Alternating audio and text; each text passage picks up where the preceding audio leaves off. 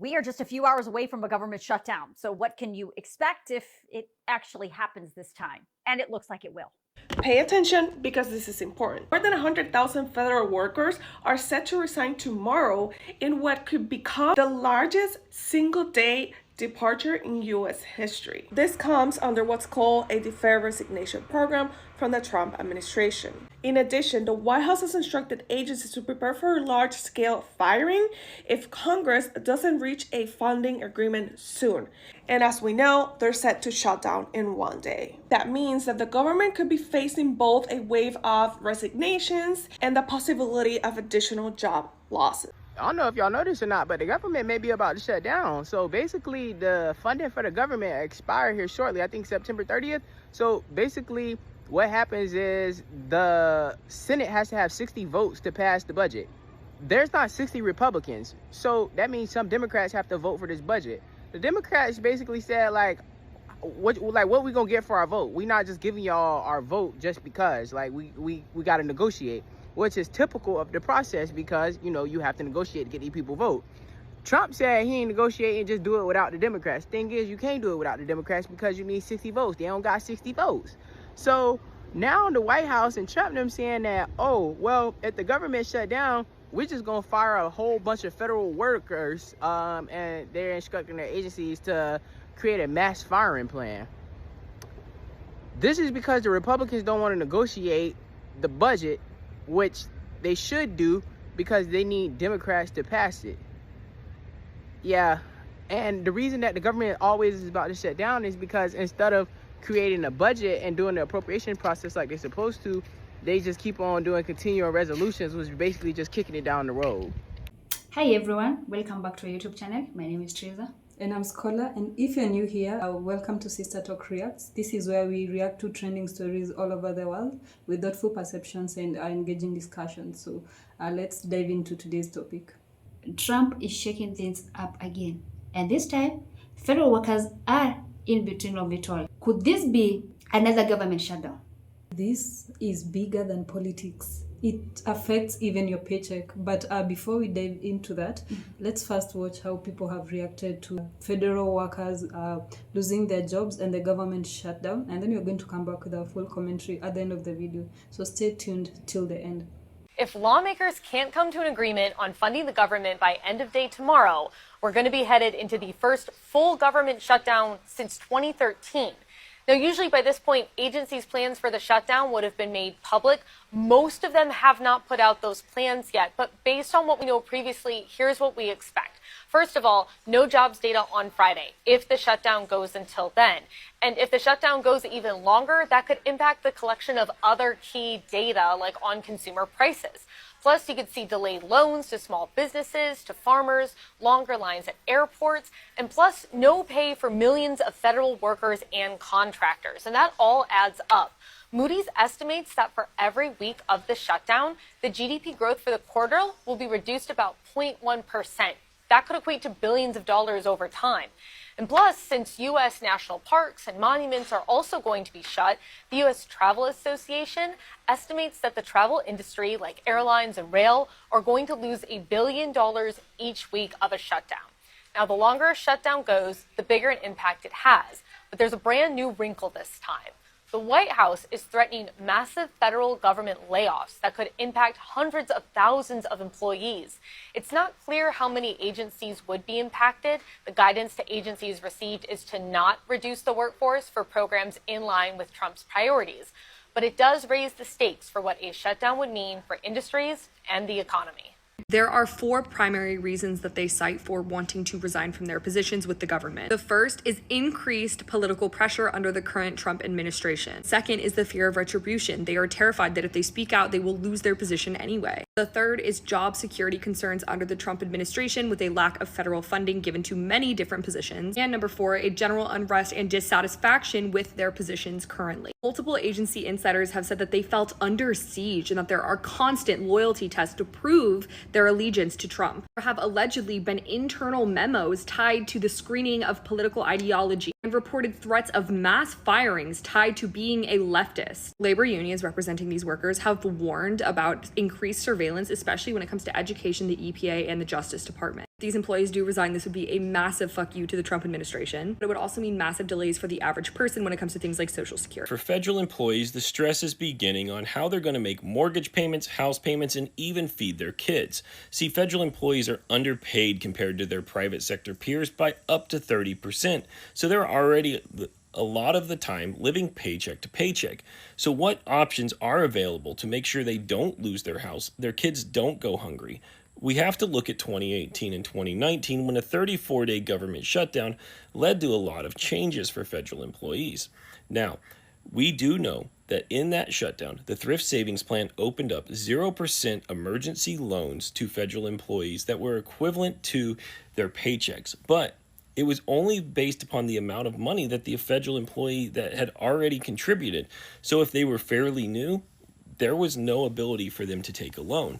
Then we have federal credit unions and some banks offering emergency low interest or 0% loans for federal employees for the duration of the shutdown that were also equivalent to their standard paycheck. They'd submit proof, here's what I get paid every 2 weeks, and the bank would deposit that money every 2 weeks.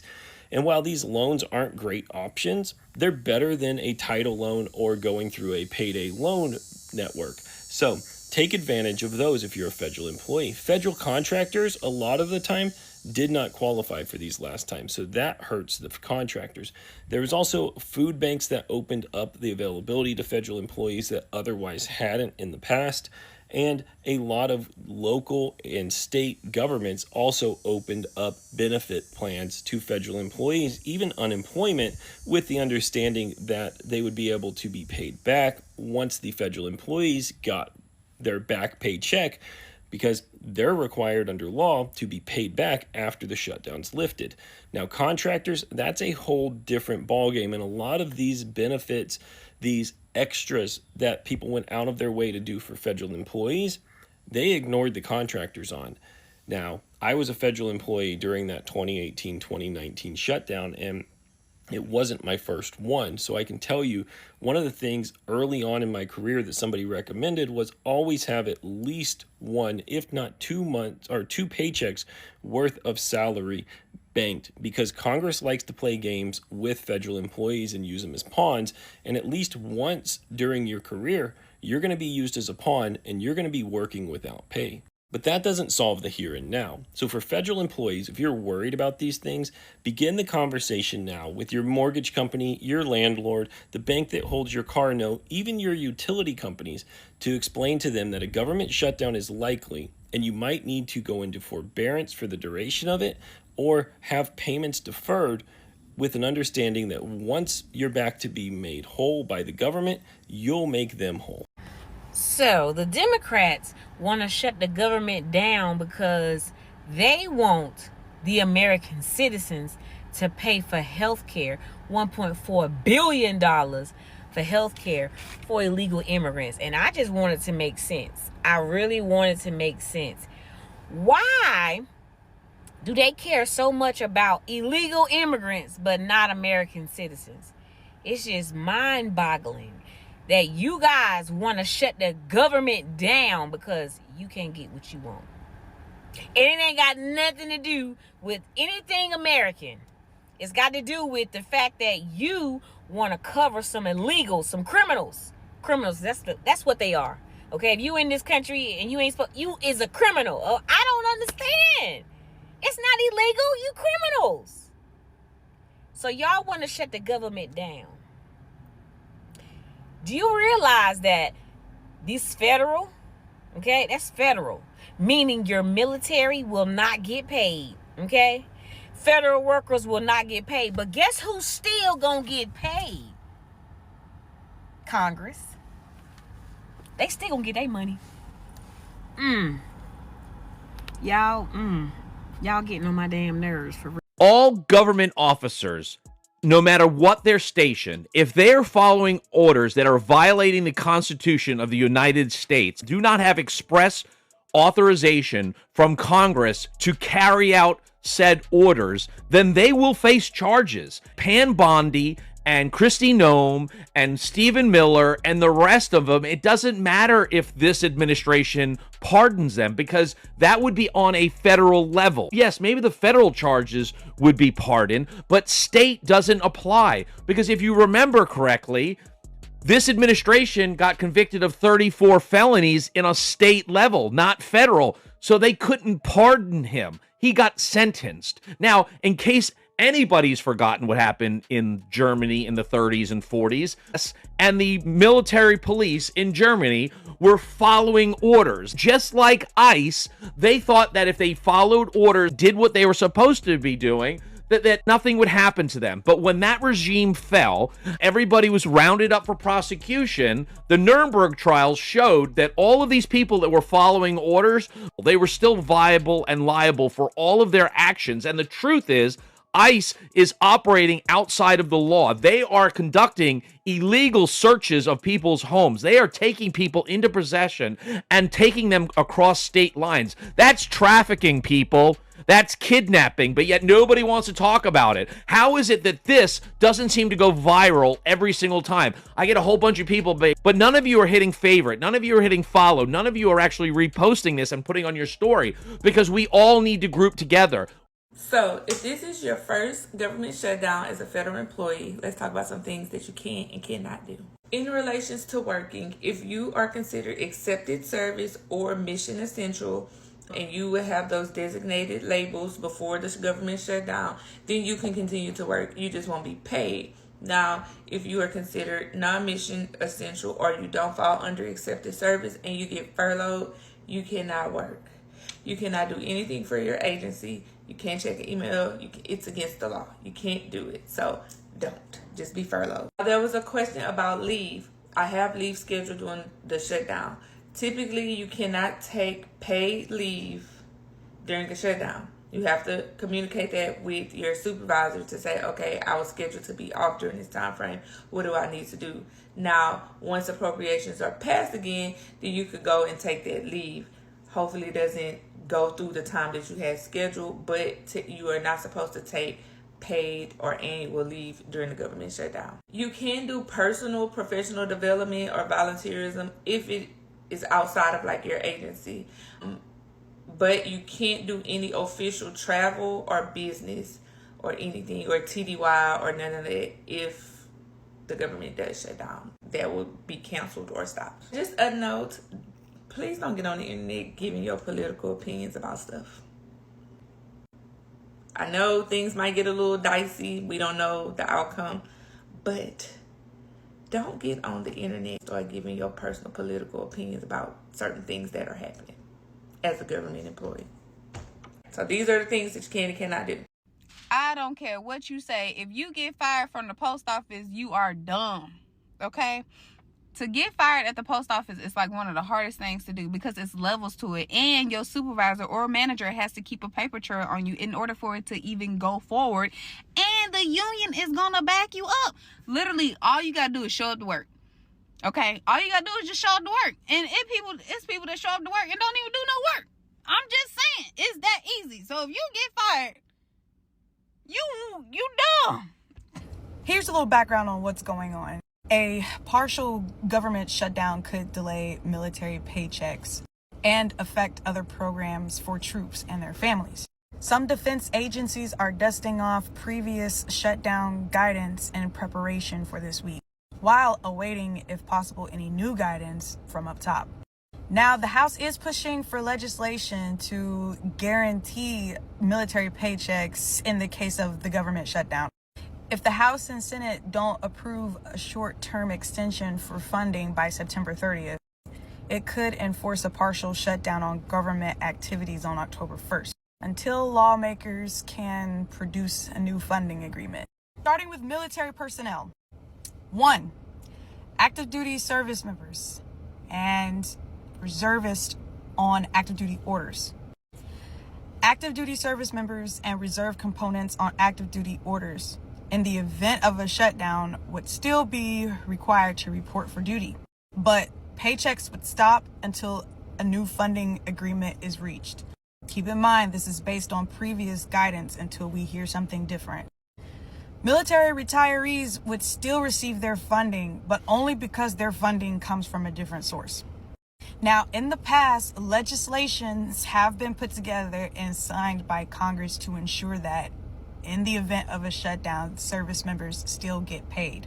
This year is no different. State representatives have already proposed of what's called the Pay Our Troops Act, which potentially would allow service members to still be paid in the event of a shutdown, either until January 1st, 2027, or until a long-term funding agreement has been passed. A shutdown could also delay some specialty pays and stipends. Certain DoD programs and activities could be expected to shut down as well. The shutdown could also limit PCS moves for service members. And if the government just so happen to shut down because we are tired, we've been going through this shit since January, and it just so happened to shut down, whoop-de-doo. Whoop-de-do. Because we tired. Every single federal employee that I know is tired. We sick and tired of being sick and tired. Whoop-de-doo. Shut the motherfucker down. We ready to get off the ride. We're done. We're tired. Shut it down. We don't care.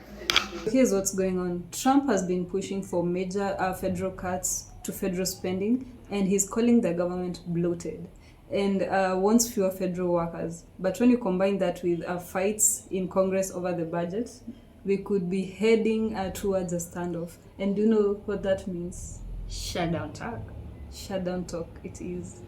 Shutdown hits federal workers the hardest. Can you imagine working full-time without a paycheck, all because the government hasn't agreed on a budget? Remember, there is rent, grocery, and bills, but all of them will be on hold. Some workers are being sent home. Essential workers like TSA agents, military, and Border Patrol are still working, and they're working without pay until Congress figures things out. I mean, this is so stressful to thousands of families. Now, Trump argues that cutting down the federal workers will save money and make government more efficient. Critics fired back and said this isn't all about numbers, it's about people's lives. And you don't fix the system by putting families into financial pressure. Right now, federal employees are worried. Some are very angry. And they feel like politics are really playing games with their future. And honestly, I can really understand them. Actually, whether you support Trump or not, shutting down the government has never been an easy fix.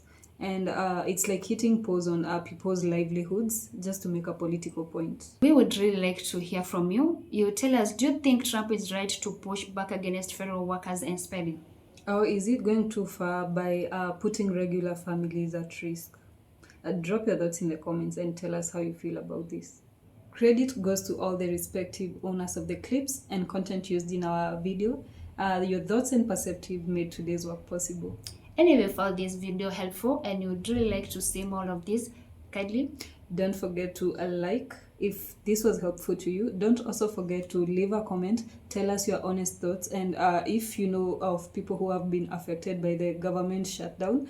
And don't forget to subscribe to our YouTube channel and hit that notification bell for future updates. See you in the next video.